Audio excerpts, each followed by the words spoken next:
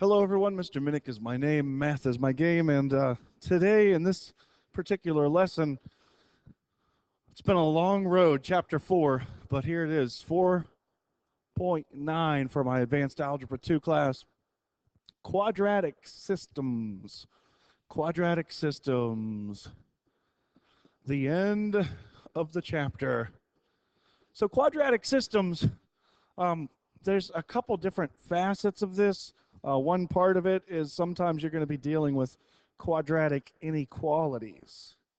Sometimes you're going to be dealing with quadratic inequalities. So we'll take a look at a few examples of each. And this material will be on the chapter test. So make sure you're familiar with it. So the types of problems you'll see is one of them is going to be like this first one we're going to look at, where you have two quadratic equations as well, actually not two quadratics, one quadratic, one linear. So example one, solve this system. So systems of equations are a set of two or more equations that use the same variable. So we'll go with a quadratic for the one, y equals negative x squared plus 5x plus 6. And then the second equation, same variables, it's going to be y equals x plus 6. Y equals x plus 6.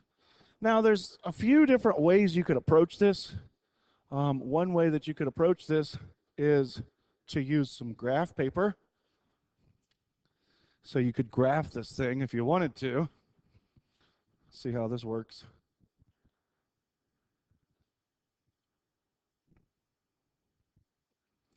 Okay, so we could graph this if we tried, or if we wanted to try.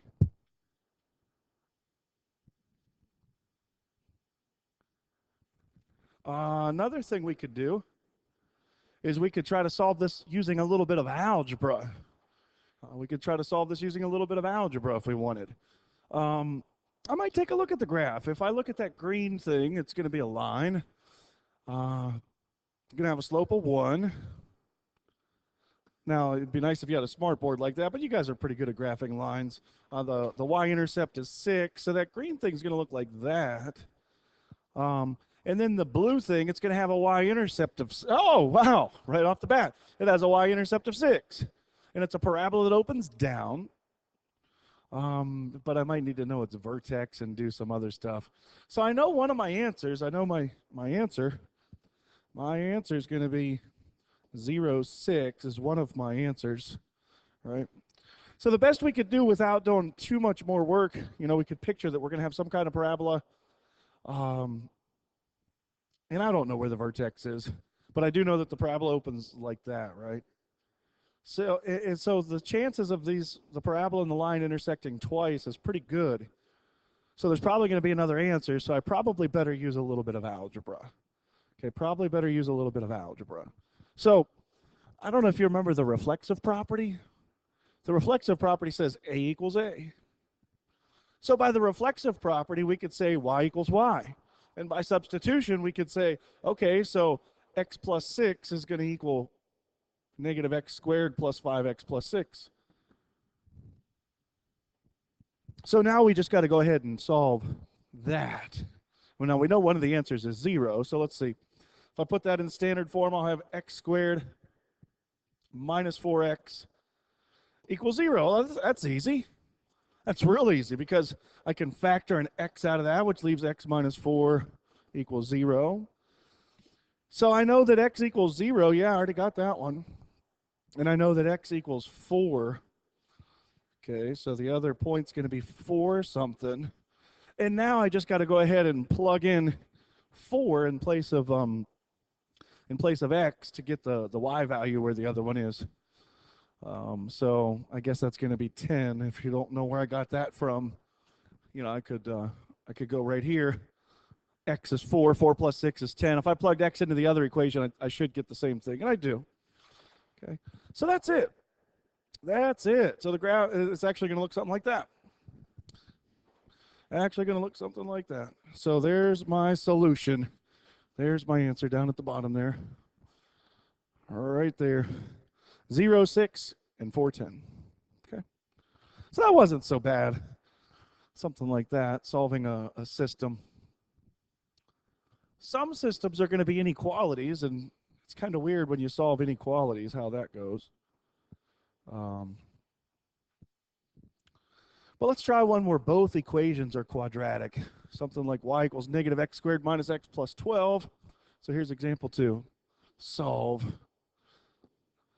y equals negative x squared minus x plus 12. So that's our one quadratic equation or function. And then y equals x squared plus 7x plus 12. Y equals x squared plus 7x plus 12. The fact that my b values are odd tells me I probably don't want to try to find the vertex on this, because the vertexes are going to be fractions, and graphing this is going to be a mess by hand. So I'm just going to use algebra. Just going to use that algebra again. Remember, y equals y. So x squared plus 7x plus 12 is equal to negative x squared minus x plus 12, right? So we want all the like terms combined, so I'll subtract or add actually x squared to both sides, right? So that's 2x squared, and I'll have to add x to both sides. So that's plus 8x, and then I'll have to, hey, the 12s cancel. Man, they're too nice to us. They keep doing this, and wow. All right. So that's going to equal 0, so I could factor a 2x out, so that leaves x plus 4 equals 0. So 2x is 0, so x is 0 is one of my answers. X plus 4 is 0, so x is negative 4. So on this one, my answer is going to have 0 something. So if x is 0, we can plug it, I guess we get a 12, right? So 0, 12. And then the other answer is going to be negative 4 something, negative 4 something. Negative 4 what? I got a little bit of work ahead of me on this one. I'm going to go ahead and use this green function. So that would be negative 4 squared plus 7 times negative 4 plus 12. So that's 16 minus 28 plus 12. That's 28 minus 28. So I think that's 0, if I'm not mistaken. Negative 4 is 0. Now, the cool thing about something like this is, you know, you're allowed to use graphing calculators sometimes. And so you could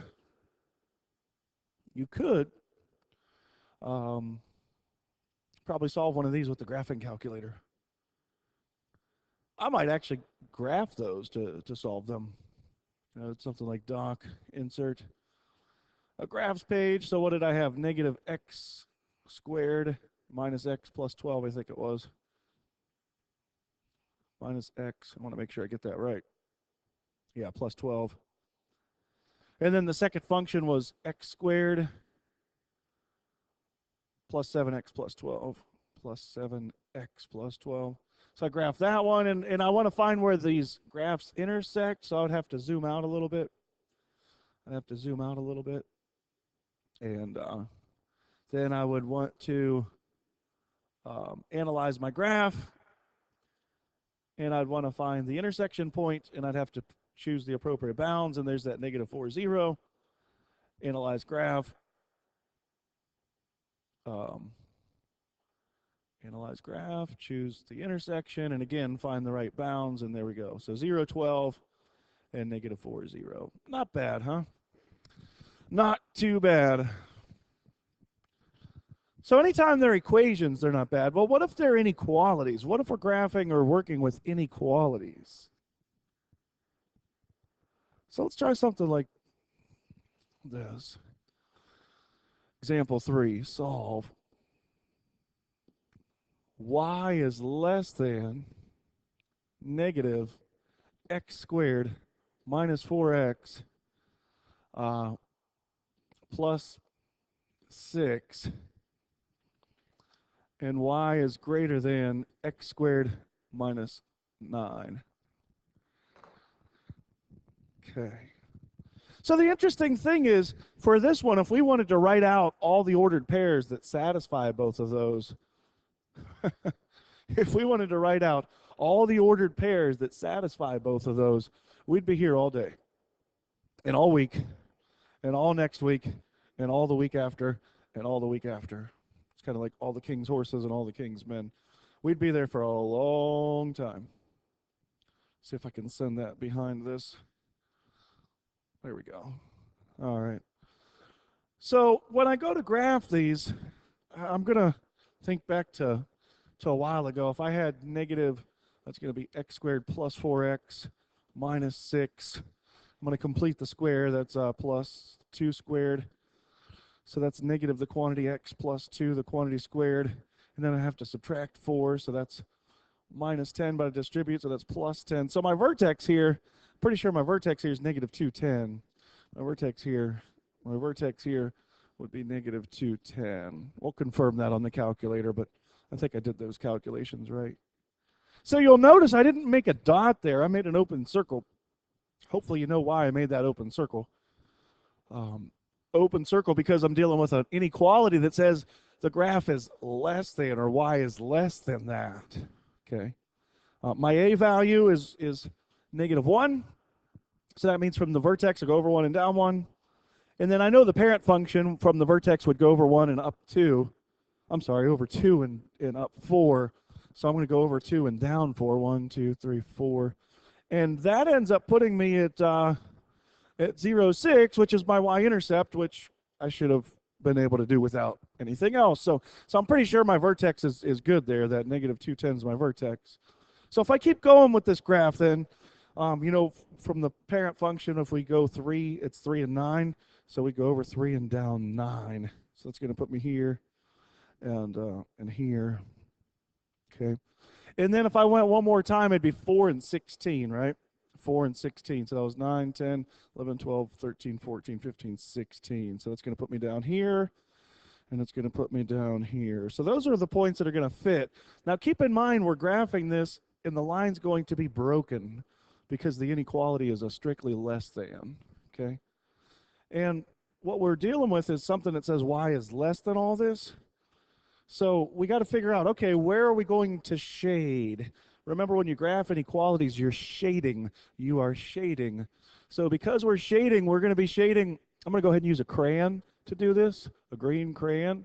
I'm going to be shading underneath that thing, right? Because that's what less than means. Less than means underneath that. So I'll be shading with my crayon underneath that. Now the solution of the system is going to be overlapping regions. I got to graph the other graph. And I'm going to, maybe I should have chosen blue because yellow and blue make green. Anyway, hindsight's 20/20. If I use green and blue, I guess I could go with brown or something like that, but okay. So the other function then is x squared minus 9. That one's pretty easy, x squared minus 9.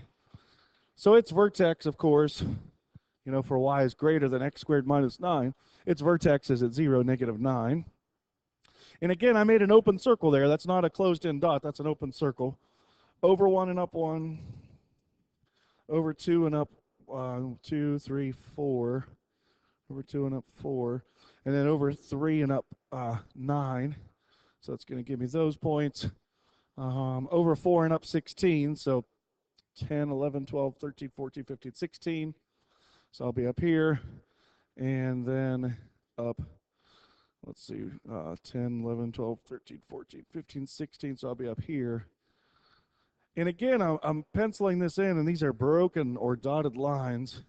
All right, this is a dotted line, dotted line, dotted line, dotted line, dotted line, dotted line, and dotted line. Okay, so I'm going to be shading above because it's greater than. I'm going to be shading above that. I'm going to be shading above that with my blue crayon. Now, some people, they like to wait till the very end to do any of the shading. Okay, but I'm going to be shading above this. Well, I just kind of moved something inadvertently. So I'm going to be shading above this with my blue crayon. Now this is going to be a mess, and I was never any good in art class. I always went outside the lines. It's actually not acceptable here to go outside the lines. Okay, so our solution set then is going to be the overlapping region. So I'm going to go ahead and get my brown crayon. Maybe I'll get a paintbrush. Maybe I'll get some kind of weird paintbrush color. See if I can make it brown. We'll try that. Well, it's got to be darker than that. Maybe we'll just go with this dark purple here. Okay, so everything that's overlapped is what I want to be shading. So everything inside here, inside here, inside here, inside here, inside here, inside here, inside here, inside here, that's all the stuff that's going to be shaded. It's kind of like a, I don't know what you'd want to call that. It's a weird sliver of the graph, but that's what it is. That's what my solution set is. My solution set is any point inside that region. My solution set's any point inside that region. So the origin looks to be like an answer. -1, 2 looks to be an answer. The cool thing is if you had to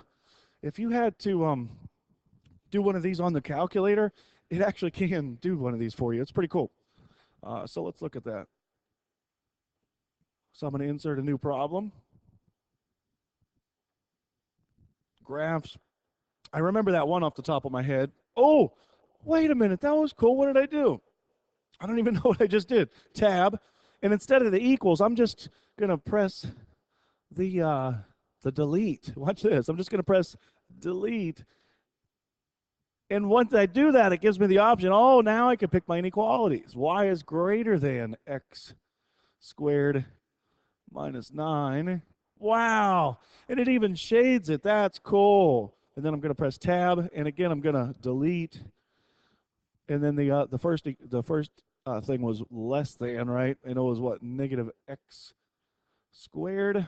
Now, mine's not showing up in color because I'm using my old CAS here. But anyway, that function is -x squared minus 4x plus 6. So minus 4x, don't forget the x, plus 6. So there we go. It looks like we did pretty good. We got the right idea, okay?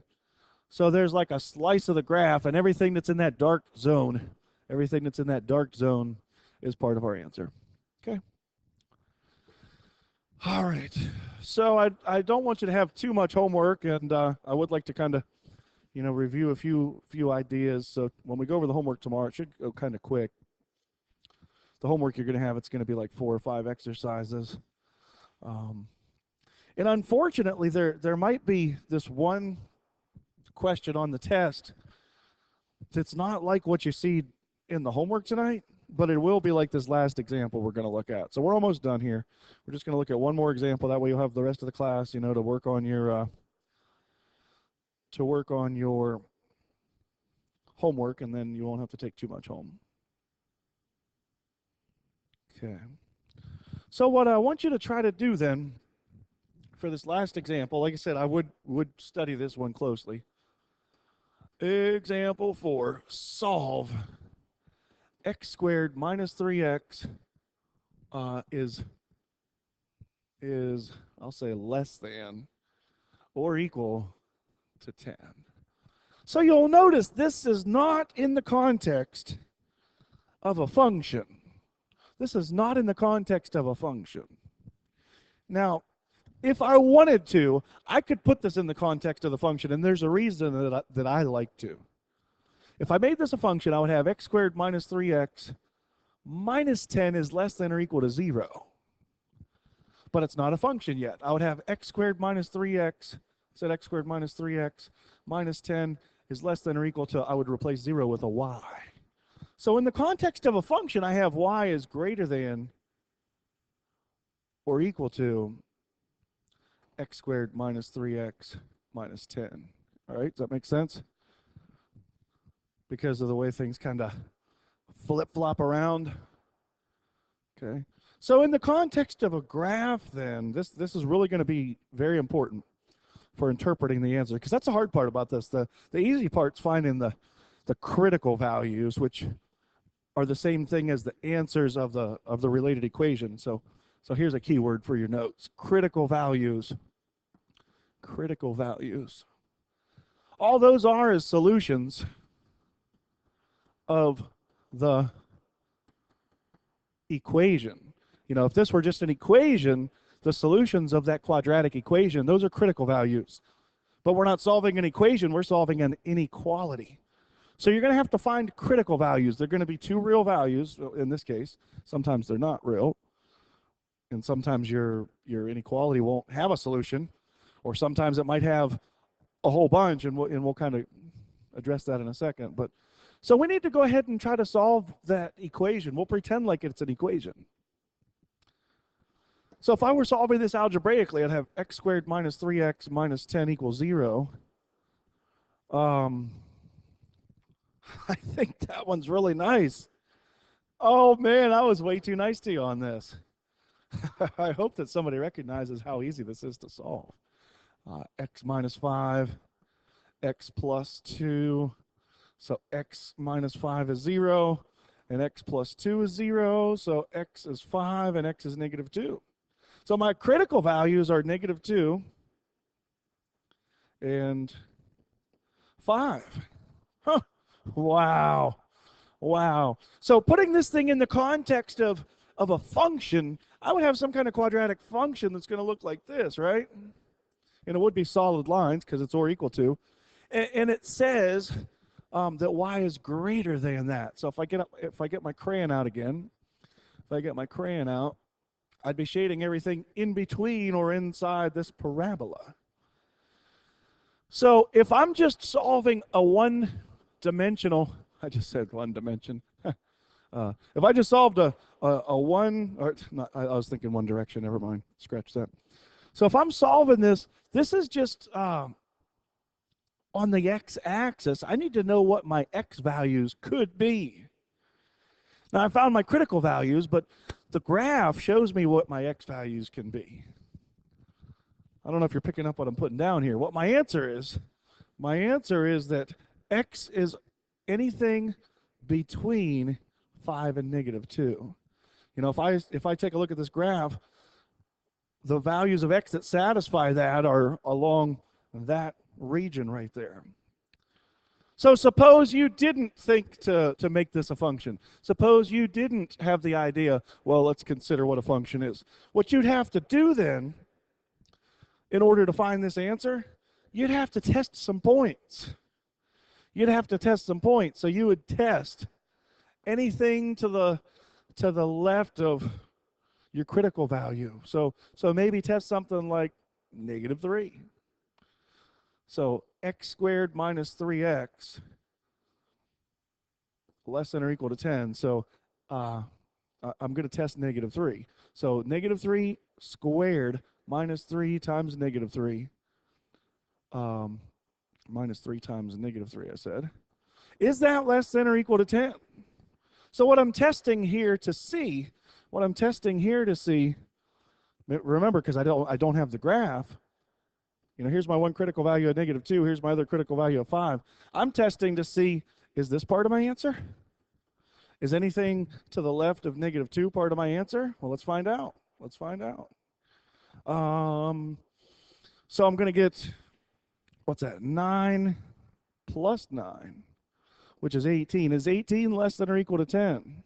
Is 18 less than or equal to 10? No, it's not. So that means this is not part of my answer. So then I got to test the next interval. Let's test something between negative 2 and 5. Let's test something between negative 2 and 5. Maybe I'll go ahead and test 0.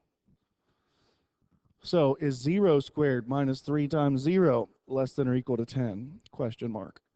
So that's 0 minus 0. Is that less than or equal to 10? Question mark. Is 0 less than or equal to 10? Yes. Yes. So part of my answer is in that interval. Okay. And then we would have to go ahead and test something on the other side. Okay, that's why I like analyzing the graph. You just got to be careful with the graph, but that's why I like analyzing the graph. All that testing I just did, that's a lot of work. That's a lot more work than I want to spend time doing. So I might have to test something like 7, you know. 7 squared minus 3 times 7. Is that less than or equal to 10? So that's 49 minus 21. Is that less than or equal to 10? That's 28. Is that less than or equal to 10? No. No. Okay, so my answer then is between my critical values. So the deal is, when you solve one of these, it's not about just finding your x's. Then you got 3 intervals to test. You got 3 different intervals to test. You got to test to see if each one of those intervals satisfies your equation. Did things to the left of it satisfy it? Did things in between my critical values satisfy it? And do things beyond my critical value satisfy it. Okay. So again, the argument for not having the argument for looking at this from a graphing perspective is it saves you all the time of having to test those intervals.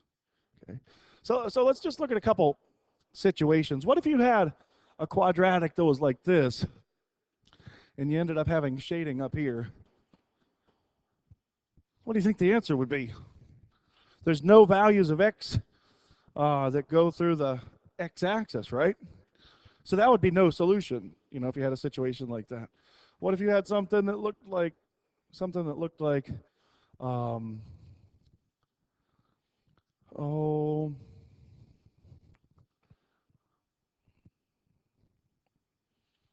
oh man, trying to think of one. If you had one that looked like this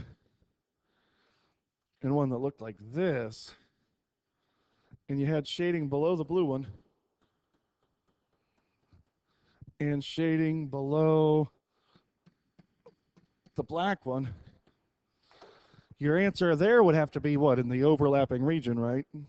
So anyway, interpreting, I hope you kind of get the hang of some of these.